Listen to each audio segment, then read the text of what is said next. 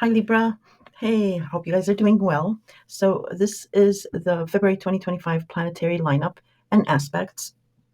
You can take a screenshot and then compare it to your natal chart, see if those degrees hit anything there. And yeah, I know it's the second week that I'm uploading this. Um, I'm sure you returning listeners very well know it sounds like a complaint, I guess, that I do work full time and I'm going through my own big changes. So I'm trying to work out my schedule so I can be on top of things. But uh, for this month, really is about the major theme. So don't worry that like February 1st, I'm going to go over the major themes only. I'm not going to go over every single aspect that February 1st has already passed. Don't worry about that because these are huge planets, serious planets that affect long-term change, and you'll be feeling these energies way into the future, even if you're listening to this a month after. So, yeah, I'm going to jump straight into your sign. Let me change the screen, and we'll start. Okay, um, and I also wanted to let you know that if I sound like I'm speaking way too fast, you can always, because I'm going to be speeding it up to save time on the video, so I might be like sounding really crazy. You can always change that in the tools icon. Just click on the video, a tool icon will appear, and you click that and you can change the speed of the video. Okay, so as I mentioned earlier, is that February is an important month. It's jam packed with Pisces weather. Very important. And you might say, well, every year February has Pisces weather. Yes, true. But this month, um, it has some other important aspects that it's making to Pisces. But this month is really a precursor, um, like a movie trailer of what will play out with the ending of Neptune and Saturn in Pisces. They'll be exiting Pisces in March, and then Saturn a few weeks later. He'll be also exiting Pisces. So that's major. Neptune has been in Pisces for the past 12 to 14 years. And this will give you like a clue of how the ending will be, as well as a snippet of what the next major your journey will be through Aries. And it is this month's Pisces weather is also a precursor, a major theme for the end of the year, because Neptune and Saturn will return back to Pisces, as well as other planets. They'll return back to the other planets, other signs that they're exiting this year. So really, I would say that this month in Pisces weather is actually dominating the entire year. Um, so it's quite important. I mean, we'll have new things going on between April, well, maybe yeah, April, May, June, July, and August, definitely. So that's why I'm saying we'll get a snippet of the future. But yes, Pisces is important for the entire year. I think more important than Pluto and Aquarius, because Pluto is just barely in Aquarius. In any case, so Pisces for you, Libra, is your sixth house of health. And that includes your physical health and your psyche, your mental health. It is also the house of schedules, routines, daily habits, and rituals. It also encompasses taking care of someone and small pets here. Um, any medicine. Um, it is your house of chaos and gossip. So it's a lot of running around and doing errands and taking care of people and pets and burning the candle at both ends and so on and so on. It is a Virgo ruled house natally. So for you, Virgo is your 12th house of the past, of secrets, of your psyche, of any confining spaces, um, alcohol or drug use here, and it can be abuse of that too. And I mentioned confining spaces, and your spirituality, your faith, and hidden enemies can be in the 12th house, the 12th house.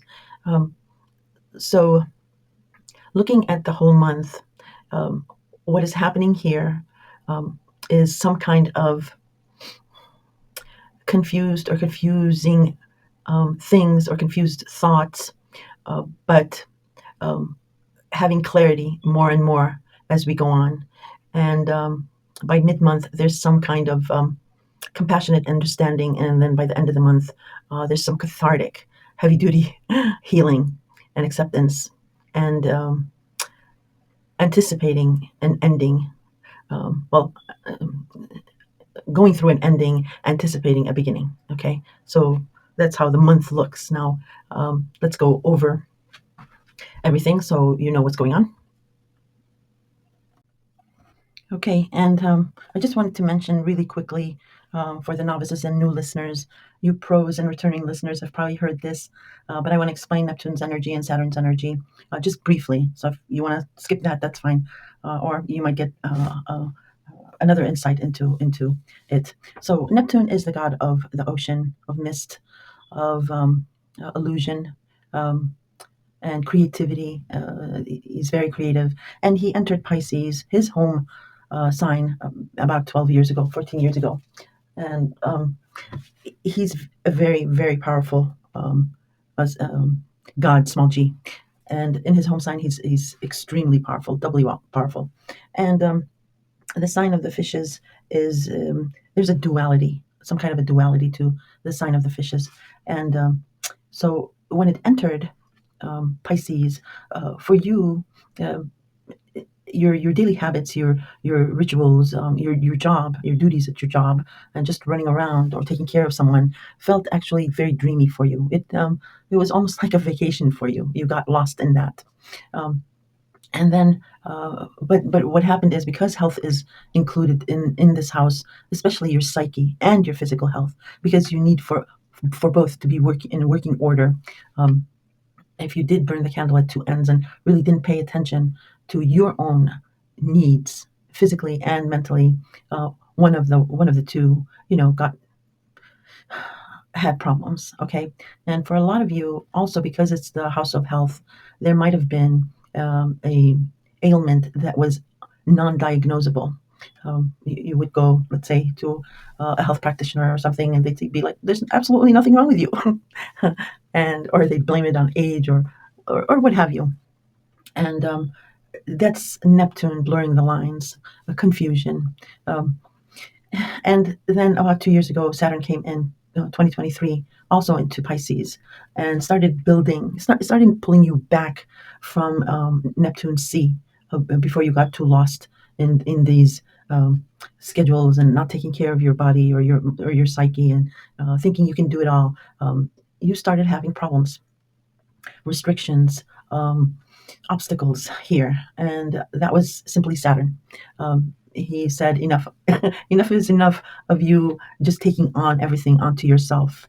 Enough of not caring if this ailment is non-diagnosable or not, and just letting it be. What he does is he builds a structure, a foundation. So yeah, the last 2 years you have been experiencing, like, okay, this is too much for me. I need help. I need to delegate.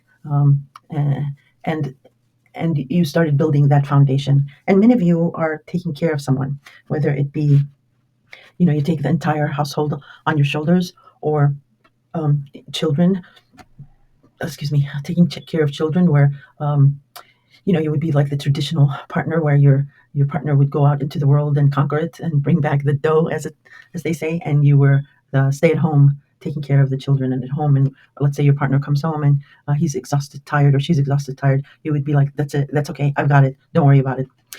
Um, so yeah, so that started to change. Or it could have been taking care of a partner who had an illness or a sickness. God forbid, and or taking care of an elderly parent. Some of you lost parents, and my condolences to that. That is extremely painful. It's a heart pain. So yeah, it was a nice vacation. It was a nice area until Saturn came in and started putting up these boundaries and rules. Now, there's something of a yearning you have regarding this sixth house, which is really kind of weird, because who would yearn for something in the sixth house of health, gossip, and chaos? Well, like I said, you might be having a yearning for a healthy physical self. Maybe you want to lose weight. Maybe you want to be really mentally all there. I'm not saying you guys are crazy or mental or anything, but like having your mind at rest, at peace. And many of you have thought throughout this journey, or maybe recently, like, what is it that I do exactly? Like, what is going on? Um, so some confusion again, but it's not the worst area to have Neptune in, except again for just taking on too much and running yourself um, down. Okay, so Neptune is going to be ending this day, and Saturn will be also ending this day, which will you will feel a relief. Something will be like a burden will be off of your shoulders. But there's something melancholy here. There's something um, bittersweet. Um, yeah. So the first week we see Venus conjunct Neptune and the North Node in Pisces. So Venus conjunct Neptune is, and by the way, Venus is your ruler. Um, so you understand this energy. I don't have to embellish too much, but Venus conjunct Neptune is very, very romantic, very dreamy. It's not an obsession or fiery romance. It's romance, um, and the and then Venus conjuncting the North Node in Pisces. Now, the nodes switched signs recently, and most of you are familiar with this or aware of this because um, prior to changing signs in January, you had the South Node in your sign, and the North Node was in Aries, which is your seventh house of partners, and that could have been very weighty for you. In any case, this is February, so I'm going to try to stick to the program. So with the North Node, the nodes in general are karmic in nature, and they refer to about 18, 19 years ago, karma with that. Either you're owed or you owe. So the North Node is where we should be going towards and embracing. And the South Node is where we're comfortable with, but should be releasing. And the nodes work with the outer planets very powerfully. Um, I mean, we do have full moons, which are endings or culminations of our past efforts, but with the nodes, they work in eclipses. A lunar eclipse, a full moon lunar eclipse, a solar eclipse, partial eclipses, and eclipses are very powerful. They do eclipse something out of our lives. So that with the follow up is a solar eclipse, and it fills that vacuum up. Okay.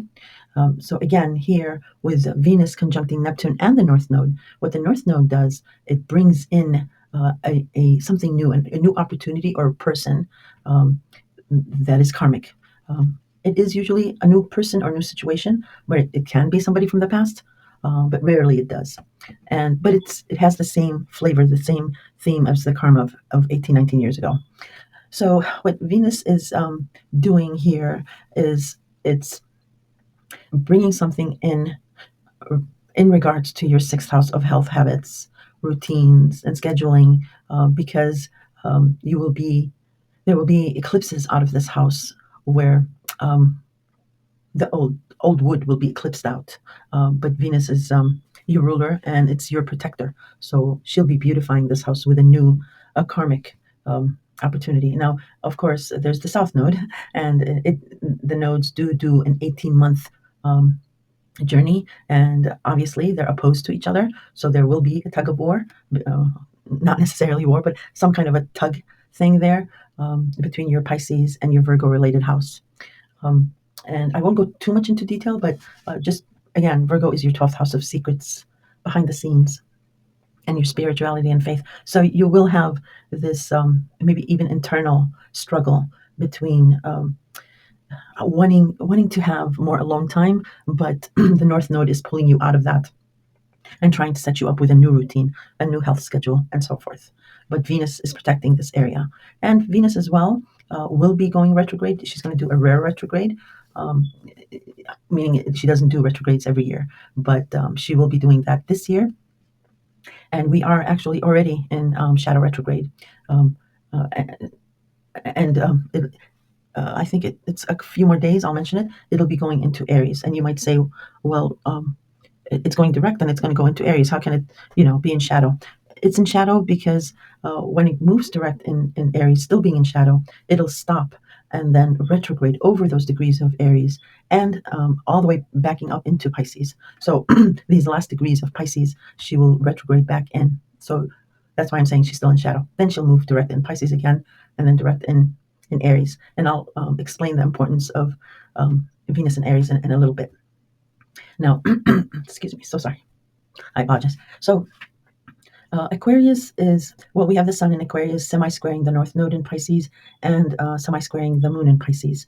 So with Aquarius for you, it is your fifth house of love, romance, children, creativity, pets, and gambling. And many of you will be either are publishing something or will go into publishing something creative. But for a huge chunk of you, it is a love or romance, and the other major chunk of you is it is about children.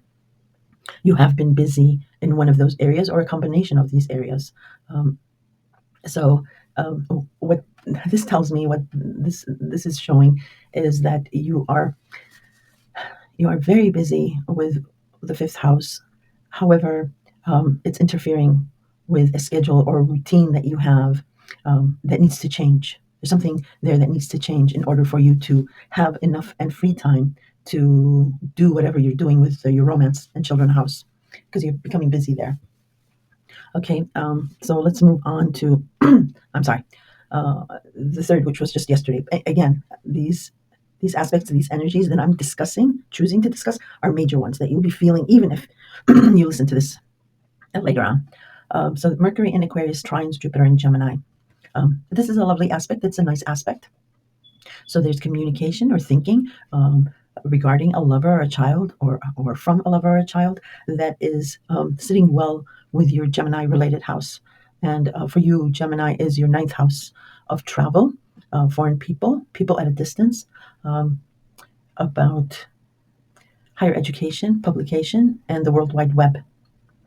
So there's, I mean, it can be many scenarios. You can have a romance at a distance, or your child is off to higher education, or you, and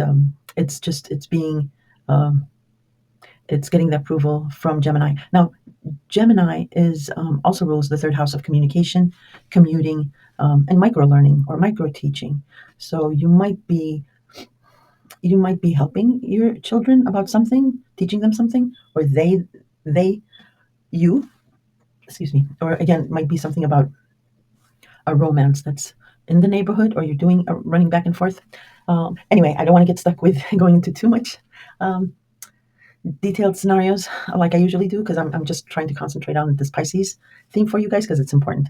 So we'll move on. But the only other thing I wanted to mention is that when Jupiter first entered Gemini last May, last year, you did have a big opportunity, or maybe a couple opportunities regarding higher education, traveling, or publishing, and it stalled or was put on the back burner because Jupiter started retrograding, and you might have even seen a reversal in that. Well, Jupiter is going direct the next day on the 4th, or it is as of today. So that opportunity will come back, and you'll have even more opportunities. So pay attention, because with Jupiter, it's use it or lose it kind of deal. So an opportunity, if it comes by for you regarding higher education, long distance travel, foreigners, publication, grab it with both hands. Otherwise, you lose it. Okay, so here is the important aspect also that I want to talk about is on the 4th, Venus does enter Aries. Aries is your partnership house.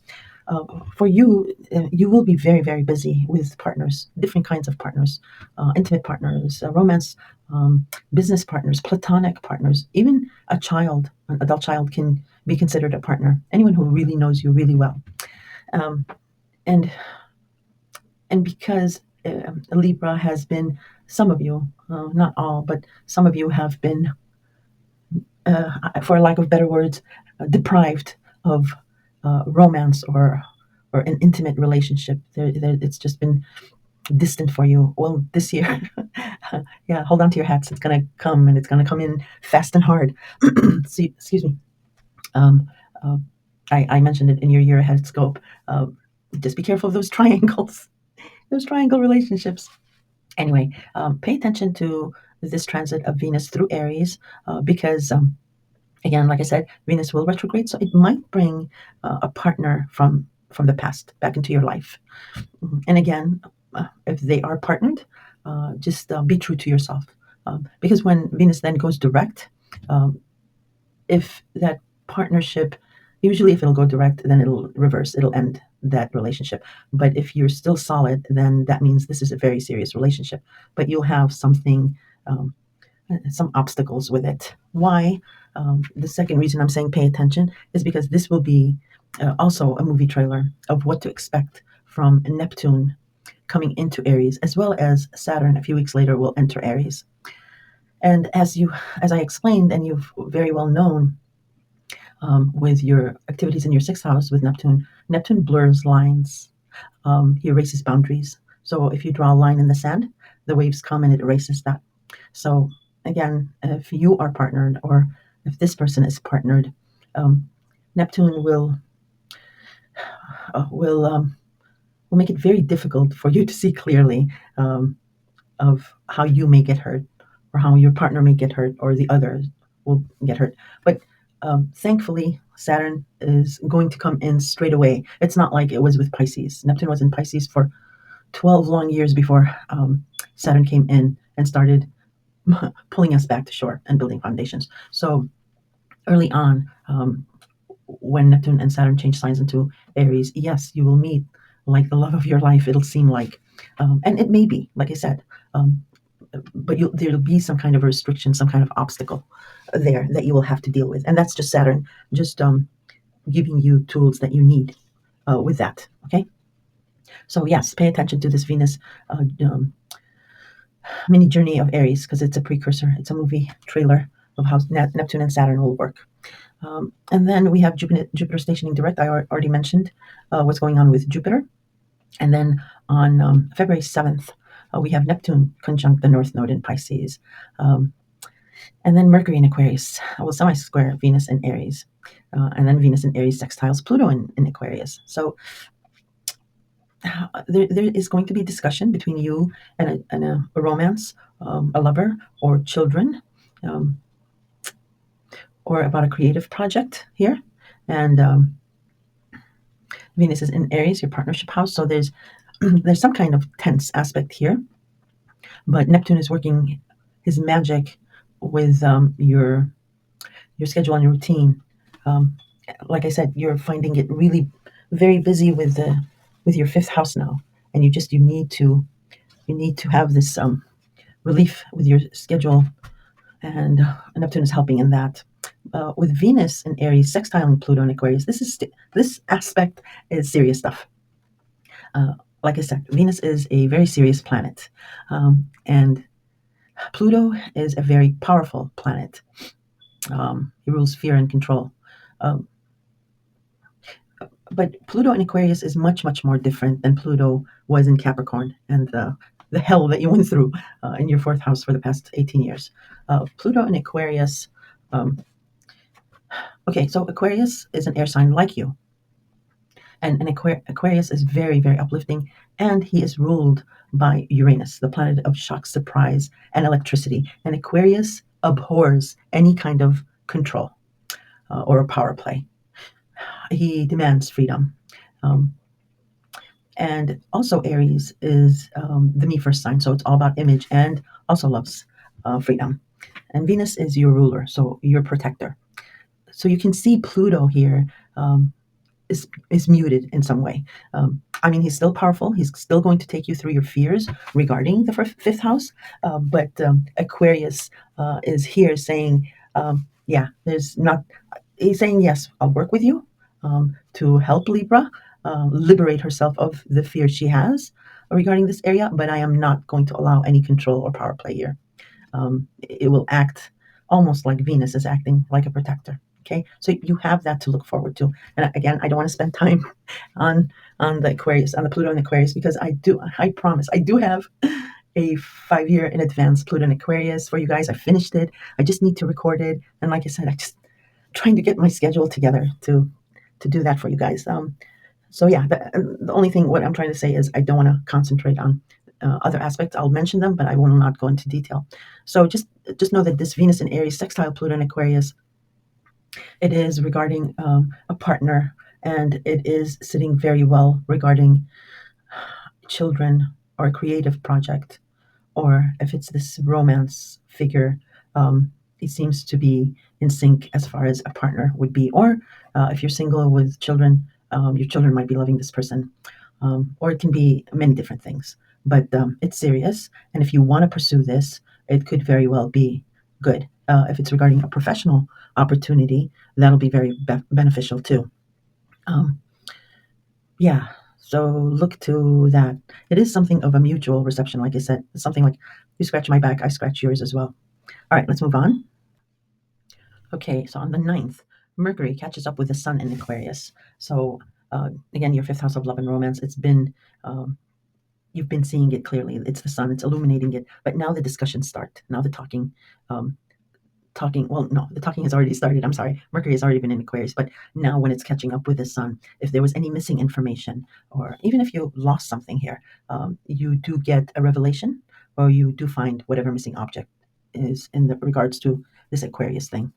Um, and then the next thing, well, Mars in Cancer will trine Saturn in Pisces on the 9th as well.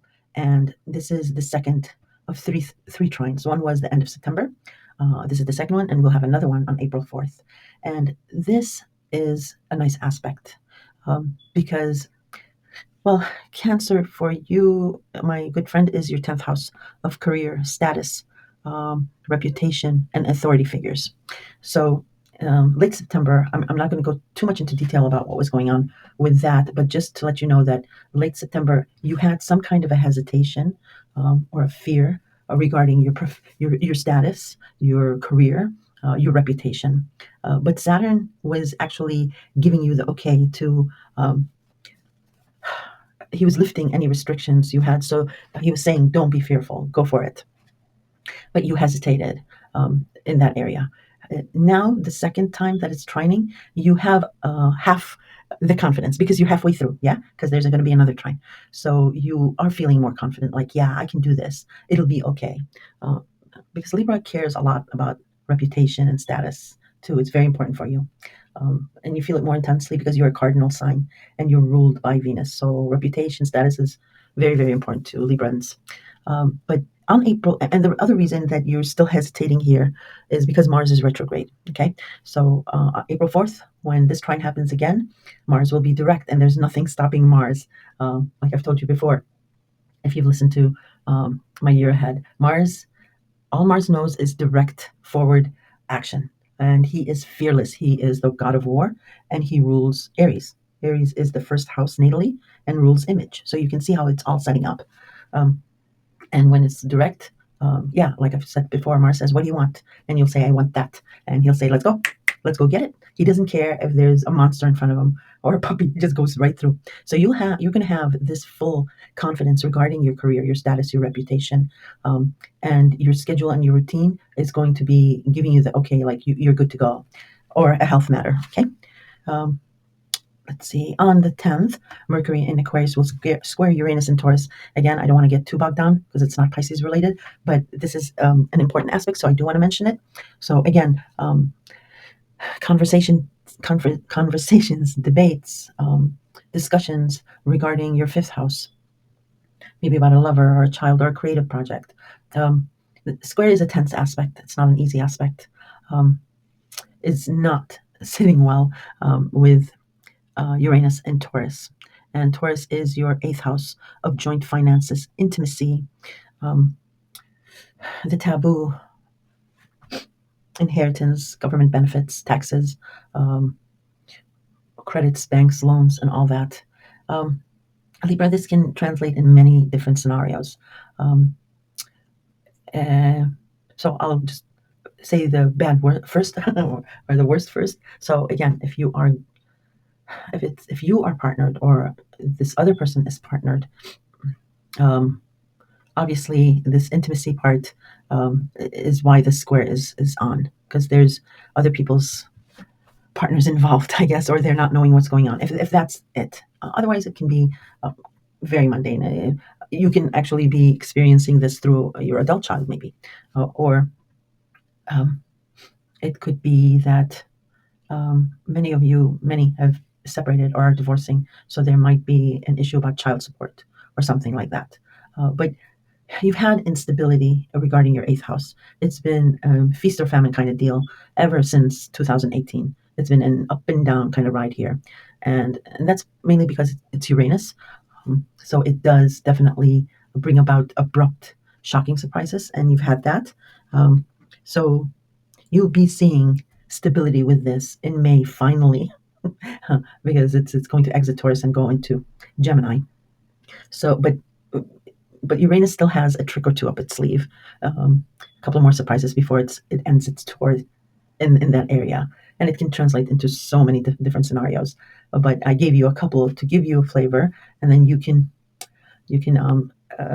relate it to your own personal situation, because there's millions of Librans with 100 to 1,000 different scenarios, and depending on your rising sign and of course your natal chart. So um, yeah, so let's not get too into that. Let's be moving on. The only thing I'll say is about that aspect is none of these planets hate us. The universe does not hate us. So if something ends here, it's probably better in the long run, because Saturn is like, you're going to have to take we're going to 2 years to, you know, surmount these few mountains. We're going to have to go around them and blah, blah, blah. Uranus says, what? Few mountains? 2 years? We're not doing that. We're jumping over these mountains. So, yeah, it'll be something non traditional and abrupt, but it'll be good for you in the long run. It might seem like a tragedy at the time, but it's what's that saying? A blessing in disguise. There you go. All right. Okay, so then the next important aspect is on the 12th. We do have a full moon in Leo, and it is opposing the sun in Aquarius. Excuse me. Now, Leo is your 10th house, I believe.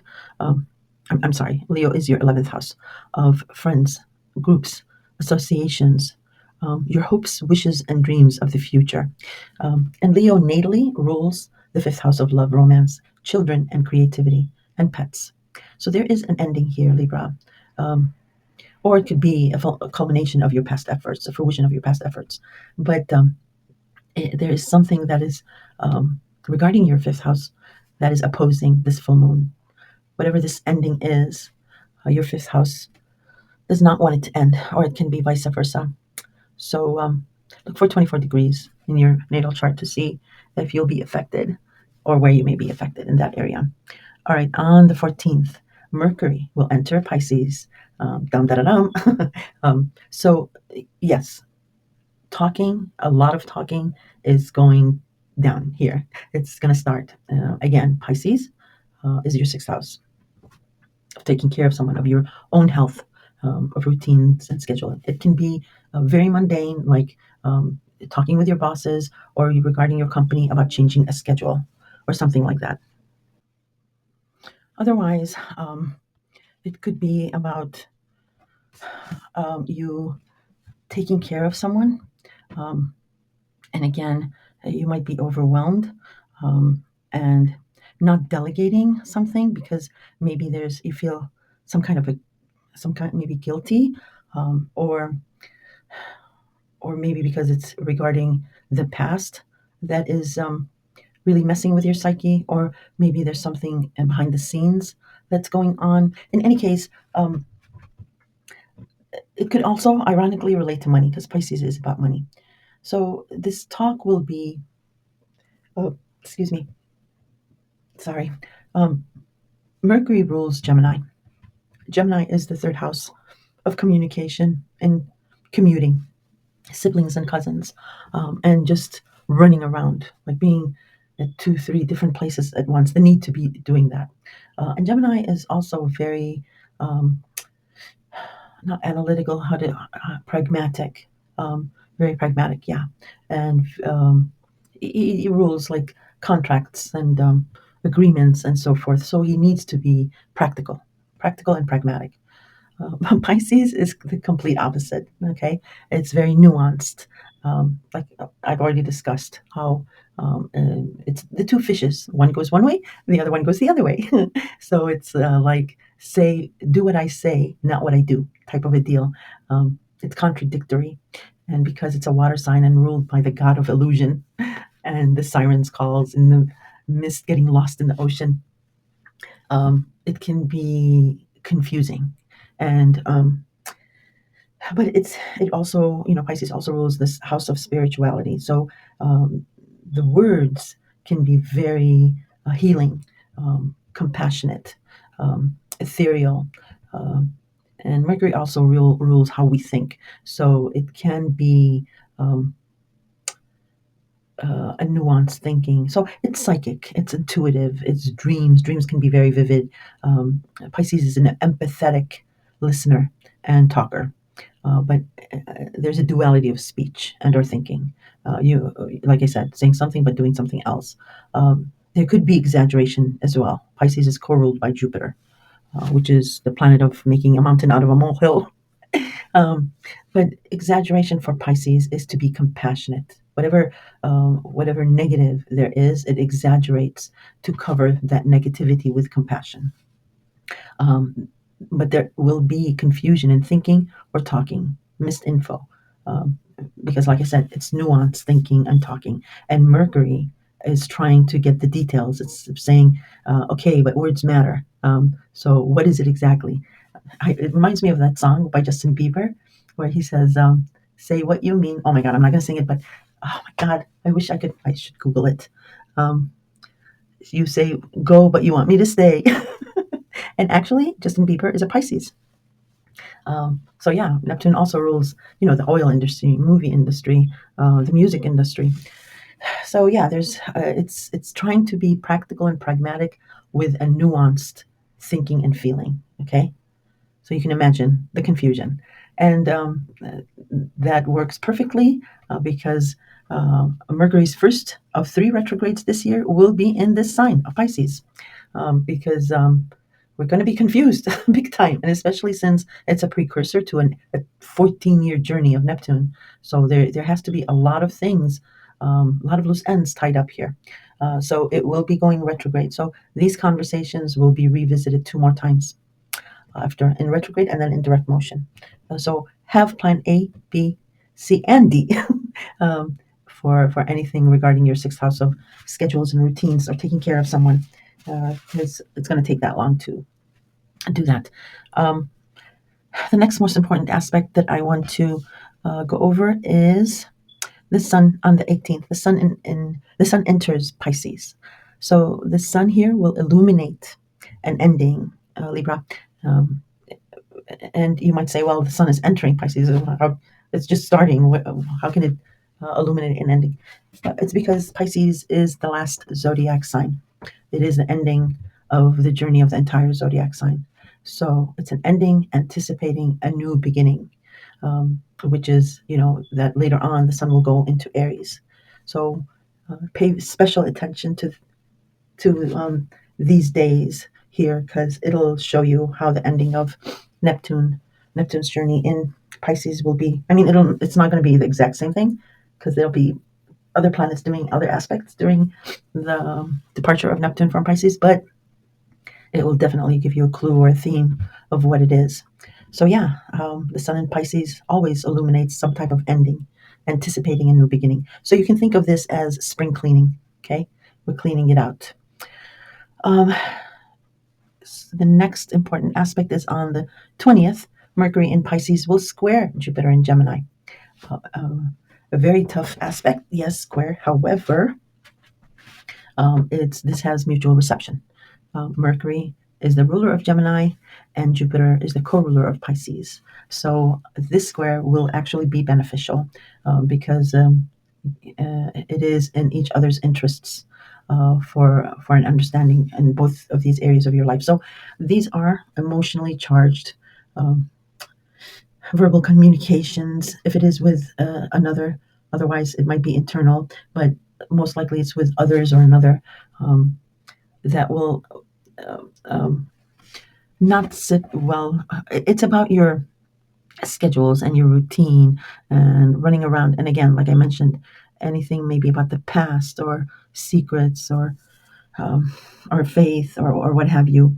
And then something about long distance travel, a um, foreigner, and higher education, publishing, um, And also Gemini also rules the third house of commuting and communication and social media. So that hot debate is going on between these two houses. But then after this dust storm is kicked up, then we have a feeling of, well, maybe we went too far with this. And there will be a compassionate understanding where it helps us heal from whatever it is that's going on. And there may be apologies and reconciliations here. All right. And then on the 23rd, say it with me, Libra, hallelujah. Mars will station direct in Cancer. Um, So Mars has been through Cancer since end of September, and it's doing this rare retrograde. It hardly does, and now it finally is stationing direct. First of all, pay attention to these few days because, like I've mentioned for you guys who listen to me, um, the veil is lifted when a planet stations, and you do get to sneak a peek to see what's going on. Now, this is regarding your career, reputation, and your status, and many of you will have a brand new career. Um, a very nurturing career, but it's gonna have to do with something about family, um, maybe maybe real estate. Maybe you'll be going into real estate, or it can be maybe you'll even don't laugh at me. Maybe even something about politics, because it includes your pride, your country, your clan, and Cancer also has something to do with teaching. Maybe you'll be getting into teaching, a profession of teaching. Um, but yeah, maybe you'll be training people. In any case, whatever that has been that you've been having a problem with regarding um, Cancer, your 10th house of career, status, and reputation, whatever has been reversed. If you've had problems with authority figures, uh, it's starting on the 23rd and going forward, that will all get solved. That will all get reversed. But there's heat and urgency here. So it'll start getting things done. Um, Let me see one thing. Yeah, I just wanted to make sure of one thing. But then in July, I think your career and reputation, your status, it's. I think maybe your career will change somewhere, sometime after July. Something happened with my computer. That's why I stopped. Sorry. um, but yeah, so whatever has you've had an obstacle with or kept reversing, starting this day and forward, it will start going direct. Because the other aspects on this day is Mercury in Pisces will trine Mars in Cancer. Then Mercury in Pisces will, however, semi-square Pluto in Aquarius. So that's a little tense aspect there. But Ceres, the planet of compromise, will enter Pisces. And then Mars stations over. So this day also can translate in some serious discussions, and they may start tense and sensitive, or it may have to do with the day before. It's like the 20th discussions that you think, oh, I didn't mention this. I have to get my 2 cents, another 2 cents in, and you want to say additional things. But this then leads to Mars stationing direct. And what Mars is saying here, along with Ceres as well, it's saying, okay, I've had enough of all this talking and especially all this feeling. I've had it. I have the full story because Mars doesn't do emotions. Mars is the god of war. He says, don't just tell me what you need and don't embellish it with anything. So yeah, I can just imagine Mars saying, I'm done with all your talking, all your feeling, all your emotions. I have the story, the full story. Now it's time for war. I've been doing this for every sign. I just enjoy doing that. No, but seriously, yes, Mars is now completely stocked with the full information and story, and thus the confidence to put, as I've been saying, pedal to the metal, and everything will start getting going in a forward motion way. The next day, well, not the next day, 2 days later, on the 25th, Mercury will conjunct Saturn in Pisces. Oh, for heaven's sake! Again, more serious talk.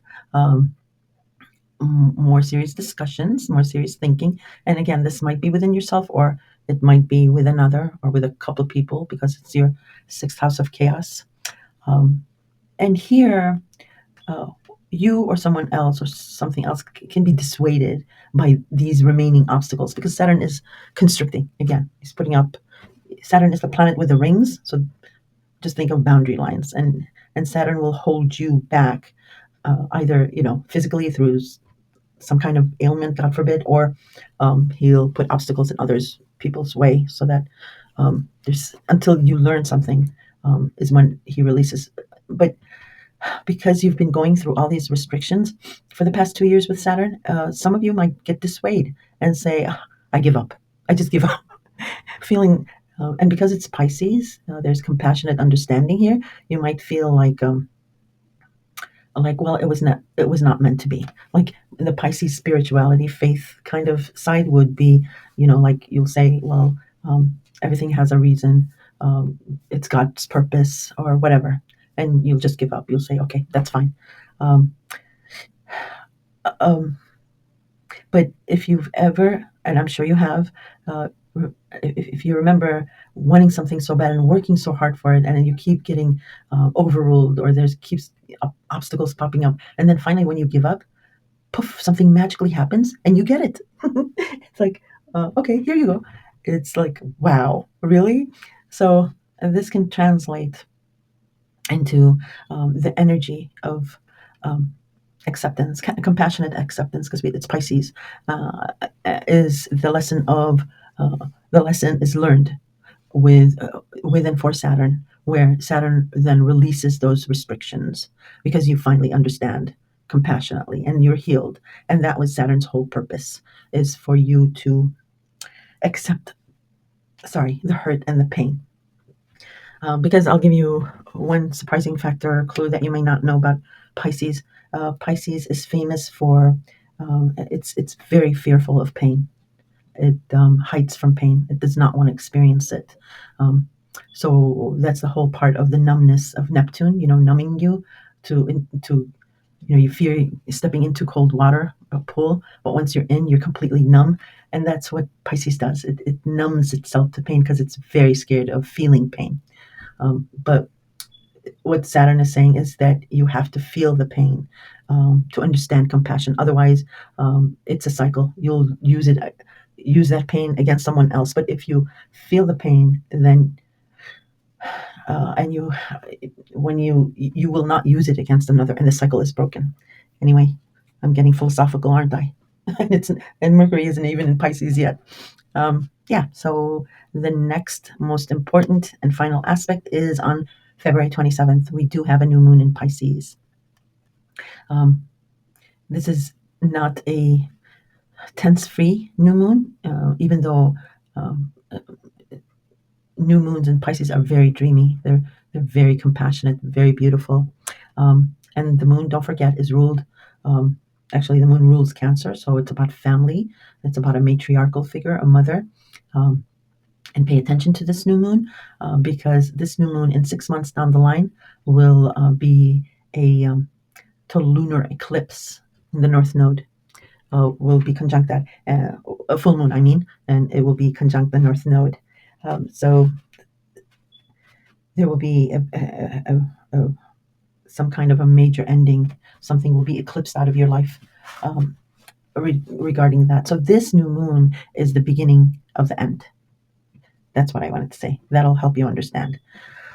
It's giving you a clue. And then to know, to get another flavor or another clue of what this may be about, think back to mid-September when we had a partial lunar eclipse in Pisces. Something did end then, but it was maybe half of an ending, or something like that, if there's anything like that. But there was a dual option regarding that ending.